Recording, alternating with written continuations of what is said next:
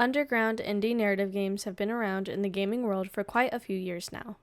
By now, a lot of us in the community are familiar with games such as Firewatch, The Stanley Parable, Everybody's Gone to the Rapture, and Night in the Woods. The list goes on and on. However, today I am going to be talking about one of my personal favorites on my list, What Remains of Edith Finch. What Remains of Edith Finch is a first-person indie exploration game created by Ian Dallas and developed by Giant Sparrow. Giant Sparrow's first ever game, The Unfinished Swan, was released in 2012 and had many similarities to Edith Finch in terms of design and layout. This evidently led fans of The Unfinished Swan to play Edith Finch when it was first released in 2017 by the developer. In this game, you play as Edith, the last remaining Finch in her family, as she ventures back to her old childhood home in the state of Washington. In this interactive story, you'll explore the mysterious Finch house as you uncover the many stories of Edith's relatives, each of whom died in peculiar or tragic ways. Each relative's story is told through unique gameplay styles and visuals that match the tone of their life and story, ranging from styles like a surreal dream, a comic book, and a first-person fantasy. I think smaller details like these in the game really added to the entertainment factor and definitely immersed me in the story of Edith's family. I believe the creators did a wonderful job adding so much creativity because it allowed for the story to have more depth to it, which helps strengthen the plot of Edith Finch. If you are a first-time player that hasn't really played any video games before, I think this game is a really great start because of how storyline-driven it is, which gives it that feeling of watching a show or even reading a book. Another great aspect to What Remains of Edith Finch is the graphics and art quality of the game itself. When going through this story, I felt myself getting lost in how beautiful and unique the scenery was and how great the graphic quality was demonstrated.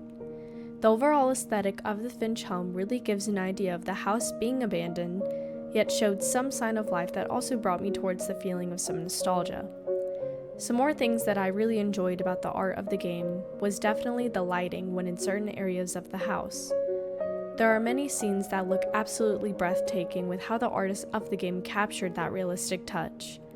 I'd like to bring this back to the comment I made about there being some sort of life being brought out in the game through these graphics. I think one of my favorite parts of the game that had to do with the art and the style was definitely each family member's room. Each room was so unique and full of personality that you could easily infer what each character was like. One of my favorite rooms out of all the different ones seen in the game had to be Barbara Finch's room. Barbara Finch was a child movie star, and when you first entered her room you could easily guess that without any context, with the red carpet, Hollywood signs, and various movie posters that reflected who Barbara once was. If you are someone looking for graphic qualities that express that dark beauty and storytelling, I think Edith Finch is one of those games you'll love for its beauty, art style, and story. There are many overall themes in the story of Edith Finch, ranging from the idea of coping with grief to death in general. I believe the main central theme this game follows is the topic of death and mortality. Every story we come across in the game always ends in death, but each one explores it in very different ways, ranging from being extremely tragic or surreal and peaceful. I believe that this game isn't just about avoiding death, but about understanding it. I think this game really helps the player to face grief head-on, showing that remembering and accepting loss is a form of healing, especially for Edith. I really believe this game truly captures Edith's grief and does an amazing job at helping the players also understand this grief by reliving the stories and seeing it from Edith's point of view. What Remains of Edith Finch has definitely deserved its uprising popularity with its creation and attention to details. While this game may not be so action-packed compared to most games out there, I believe the storyline and creative choices in style have set it apart from most games out there.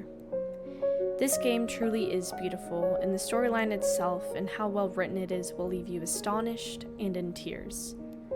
The game definitely ranks top 5 on my list.